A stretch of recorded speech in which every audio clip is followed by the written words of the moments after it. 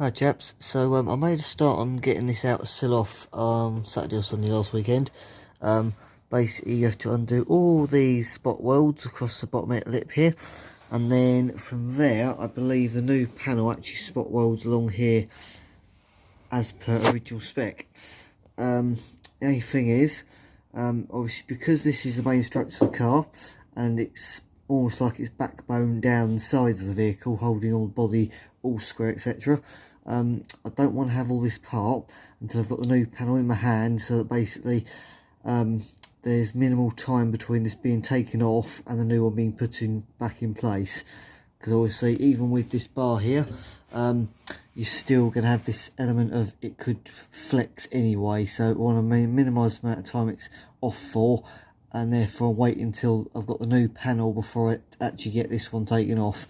And this one's a bit of a pig because it's been done before, and therefore you haven't got spot welds, you've actually got plug welds, which is basically where this little plate has been put on the bottom edge here, has had a hole drilled in it, and then they've basically just filled the hole up with weld, attaching it to the inner seal behind it. So a bit of a pain really, but never mind, it's just one of them things. So what I'm doing instead is, obviously we've got this bit of rot here. This is actually the seal panel, so obviously when I get a new seal it will sort this area out anyway. I've got this bit here I'll have to make up. A bit of the inner seal, as you can see down there, is nicely vanished as well, so that's another little repair I'll have to do when I can get to it. A little bit of repair possibly to this A-pillar here, depending on how much of it comes with the outer seal, because I'm not sure the exact shape, so we'll find that one out at some point. I can get a full new A-pillar panel if needs be, but I'd rather try and avoid that one because it's obviously quite an quite a major piece of this corner of the structure, so if I can avoid having to try and get all that apart, I'd quite like to.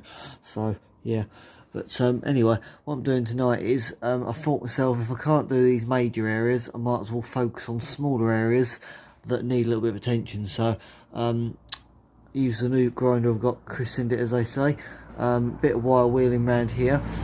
A couple of these I already knew were there, but we've actually uncovered a little bit more here where I've sort of ground all the dirt off and all the grime. I've got a little bit on this edge, as you can see, bit there, bit flaky along with here as well. So basically what I'm going to try and do is repair that with a little repair piece. Now what the hell did I just do with a bit of made up? He says, I've just made a piece up that was a complete nightmare. Where the hell did I put the damn thing?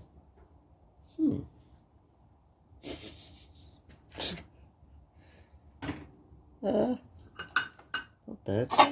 Well, this piece here, but I've just made up to go there. Basically, it's a little triangle that the bonnet rests on, and the edge of it here is obviously spot welded down to this inner piece of wing here, and the edge here is in the lovely area where, of course, the mud and stuff just flings up here and just hits and hits and hits relentlessly. Doesn't give it ever a break, so it's no wonder that's gone really. So I'm pretty certain this is going to be thicker metal than it originally had, but as long as it all welds together nicely, I don't really mind. So it's obviously if it's a bit thicker, it's going to have a bit more resistance to it, hopefully anyway, so it won't just sort of have the typical old problem of it's such thin metal that as soon as you get a little spot of rust it just goes straight through and makes a hole. That's probably the biggest issue I think with these, to be honest. I think because they were made of such thin metal that the smallest amount of rust and you do get holes very quickly, so it's one of them things. But yeah, that's a bit I made up for there. I'm hoping I can just literally trim it off from there, cut it off along here, and just put a nice piece in across there. But obviously it never ever goes that smoothly because, well, this is life. How we like it, how it's supposed to go and how it goes are always two different things, let's face it. So yeah, what the hell will I do with that repair piece I just made up? You know when you feel like a right Burke on camera? What the hell have I done with it?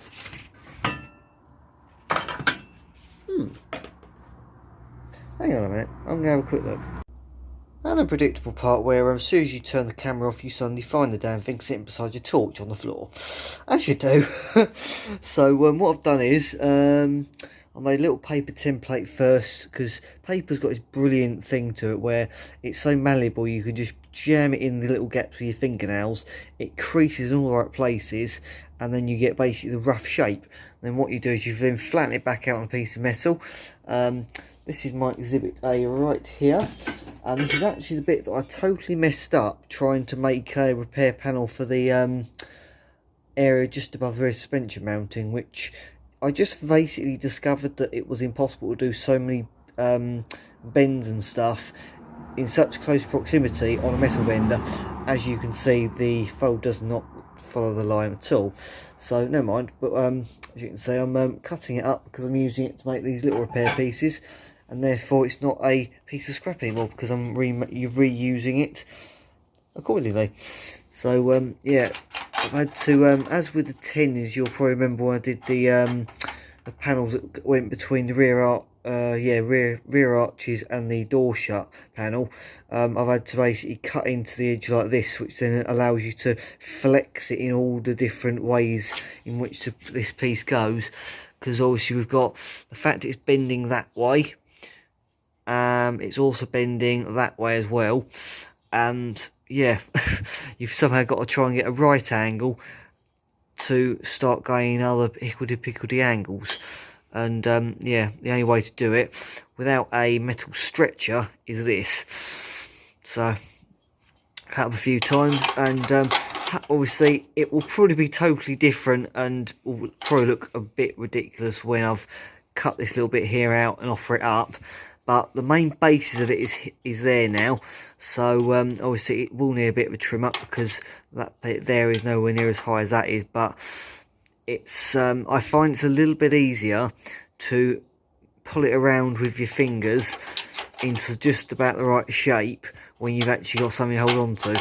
Whereas if you've only got this little midgy bit here that's only sort of, you've only got like the edge of your thumb on it, you get very sore thumbs very quickly because you can't spread where you're pushing. So even if you use pliers, if you haven't got much to grip onto, it's really difficult to get it to bend, so because you end up with very little to actually hold on to. Hopefully it's not going to take me too much time. The first thing I've got to do before I actually start trying to do this repair is actually try and get this area here cleared, because although this is just a wraparound bit of leather that makes up the dashboard face, which is this bit where my finger is now, I don't know if there's anything behind it that's likely to go up in flames, or whether this bit here is actually likely to go up in flames. I'm not sure, so I need to check that, because obviously we don't want to start welding here or grinding excessively and saying the whole thing goes up, because yeah, a bit of CO2 will probably kill it, but at the end of the day, if we can avoid that happening altogether, it'll be far more preferable. We are making a little bit of progress on Mark 1 today, chaps. So I've made a more detailed template of this repair here, which basically goes like so. I've just been going along it with the grinder very carefully, aiming to basically try and only cut off this top layer here and leave the bottom one below it intact the most I can. Obviously, because there's this little bit of sort of corrugation here to give the inner wing a bit of strength, it's a little bit difficult to do it in areas. So areas like this, it's gone a bit lower than I wanted to, but overall this bit here I'm especially proud of, because I've just sort of run the grinder along it, and I've beautifully managed to separate that edge from there very nicely. Basically this corner here is part of that panel there, so I don't want to take this bit off. But yeah, I'm real happy with how well that's gone. I now just need to figure out a way to get into this little cranny here, because funnily enough, if you try and get grinder in there, you're perilously close to cutting straight into there. So I've got to be very careful of that bit, because I don't want to start gouging great big grinding holes in the wrong places. So, but generally speaking, so far I'm quite happy with this. I'm hoping that once I clean all this bit here up, all the top here, I'll be able to get use my paper template I just made up, refine this metal one I made the other night before I cut it all off, and then I can basically make it a very nice seamless repair all the way along. Fingers crossed, that's how I'd like it to look. But obviously reality and how things hope to go are normally two different things, so let's see how we get on. But yeah, really happy so far. really happy so far. I've given this bit here a good clean up. I've got this little right angle of metal here that I'm going to replace because the other bit was just sort of threadbare and looked a bit dodgy, so I thought cut it off. Just, well, nice new piece of metal along there, job done. I've made a little bit up somewhere if I can remember what the hell I've done with it. Not right now. Okay, never mind. Well, anyway, to be able to do this area here, there was this little grommet in here. I'll put that. I'm really good at putting things down. I'm an absolute genius at it. Yeah, I don't know what it is now. But anyway, there was a basically right angle grommet that goes in there and drains to here, which is obviously the reason why all this lot down here has happened. Pulled that out, and behind it is basically like a plastic sheet that where the air is pushed through here when you're travelling along, the water then drains out the side hole here. And basically this is a little plastic cover that goes over this whole corner to conceal the whole lot and keep it all watertight, so the water goes that way and the air goes that way into the car. So that's been sealed in place. I've had to work out the knack for pulling it out, because one side you've got a stud, which will be this side here, and that side you've got a bolt, and then between you've got these two clamps that just basically support it. So I had to work out which way round to pull it out, and let's say that the sealant was still, it might have been 45 odd years old, but it was still holding itself in place, so I had to give it a bit of brute force. So, but the only thing I found is this little bit of dodginess up here. That looks worse than I first saw a minute ago. Damn. But on the other hand though, to be fair, I can see that from this side, and all fairness, I reckon that'll probably clean up okay, to be honest. Looks pretty solid. So I think maybe wire wheel it and then put some red oxide rust inhibitor on it. I think that should be okay for that. So yeah, a little bit of progress, and even if I only get this little piece here done today, but I get it done to a really good standard, that's what I'm happy to do. So I'd rather take this while I've got all this time of lockdown and not being able to take my cars anywhere to shows anyway. I would rather spend hours upon hours doing this and making this car really meet my satisfaction and make me really happy than take loads of shortcuts, bodge it up, and off we go. Because I always obviously be back to this case in a matter of a few years. So yeah. Right, let's carry on, shall we?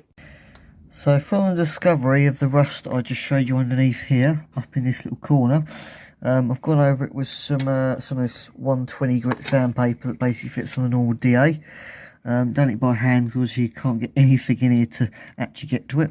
So I've gone over the entire lot with it, and then I've literally just brushed on some Furton rust converter, and hopefully that'll mean that by the time I've done the welding on this top area here, that bit in there will be dried off, and then I can literally give it a little key up. We've made, well, there's 120 again, or a bit of Scotch Brite, then just spray some red oxide on it, which will basically protect it from going rusty again, hopefully, and inhibit it. Fingers crossed. So yeah, I'm just kind of although a lot of me says go on, dig at it, get all of it out as much as you can, I'm having to adopt the method when I worked in a body shop a few years ago, where basically if you find something, you just do your absolute best and most effort to clean it up, inhibit it, and then protect it for the future. That was pretty much the way it was. So that's what I'm sort of adopting here, because otherwise I could easily just end up thinking, so that I'd just cut the whole thing apart so I'll get all the rust out. But no, you just do the absolute very best you can, really. So yeah, hopefully I'll have this bit here done today. If I get all of it done, brilliant, but if I get this little bit done here, it's still a little bit of progress. At long last, we are starting to put a little bit of metal back in the car. Managed to get a really happy looking template to go on this top edge here. I'm not going to touch it because I've literally just finished welding it. So as you can imagine, it's blinking hot. So yeah, there's times when I do welding and I think I really haven't got the knack for it, and other times I do it and I think that went really well. And yeah, this is one of those times. So had a really good noise to it, and if there's one thing I've always heard a welder say, it's you know a good weld by what it sounds like, and all I can say is this have sounded rather good. And what I generally do is I'll look both sides like this, and if you can see it penetrated well through like that and that, you know that it went all the way through. So yeah, I think there we go. There we go, touch it now. You have to be very careful when you weld them, because it's an awful lot of power that goes through that bit of metal to weld it, so it does get extremely hot. So, but yeah, I can't obviously got to grind it back yet and see what we find behind it, but generally speaking, I'm pretty damn happy with that. I think there's a miniature little pinhole just there. As for the rest, I can't tell you yet, because I'll have to grind it all back. So, but yeah, that's really happy. I'm really happy with that little bit so far.